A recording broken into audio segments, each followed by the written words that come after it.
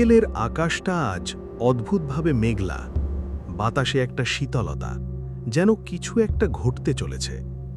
গ্রামের এক কোণে বহুদিনের পরিত্যক্ত একটা শুকনো কুঁয়ো, চারপাশে ঝোপঝাড়ে ভরা, কেউ সেখানে যায় না।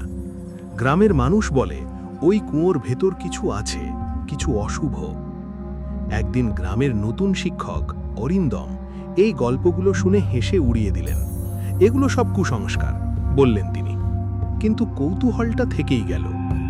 সেই সন্ধ্যায় হাতে লণ্ঠন নিয়ে তিনি একাই চলে গেলেন কুঁয়োর কাছে। চারপাশে নিস্তব্ধতা, শুধু ঝিঁঝি পোকার ডাক।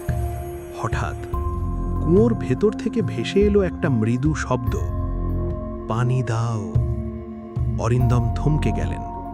তিনি লণ্ঠনটা কুঁয়োর ভেতরে ধরলেন। নিচে কিছুই দেখা যাচ্ছে না, শুধু গভীর অন্ধকার। আবার সেই শব্দ, আমায় বাঁচাও। হৃৎস্পন্দন বেড়ে গেল। তিনি ভাবলেন কেউ হয়তো পড়ে গেছে।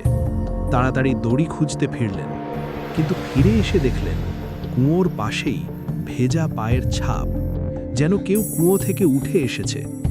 চারপাশে তাকাতেই হঠাৎ ঠান্ডা বাতাস বয়ে গেল। তারপর ঠিক পেছন থেকে একটা ফিসফিস শব্দ, তুমি দেরি করে ফেলেছ। অরিন্দম ধীরে ধীরে পিছনে ঘুরলেন, আর যা দেখলেন তার শরীর জমে গেল। একটা বিকৃত মুখ, ফ্যাকাশে চোখ, ভেজা চুল, যেন বহু বছর আগে কুয়োর ভেতরে মারা যাওয়া কেউ। হঠাৎ সে অরিন্দমের দিকে ঝাঁপিয়ে পড়ল। লণ্ঠনটা পড়ে গেল মাটিতে। চারপাশ অন্ধকার, শুধু একটা চিৎকার শোনা গেল। পরদিন সকালে গ্রামের মানুষ কুয়োর পাশে অরিন্দমের লণ্ঠনটা পেল, কিন্তু অরিন্দম আর কখনো ফিরে আসেনি। গ্রামের বৃদ্ধরা শুধু একটা কথাই বলল, ওই কুঁয়ো অনেক আগেই মানুষ নেয়া শুরু করেছে। তারপর থেকে সন্ধ্যার পর কেউ আর ওই পথে যায় না।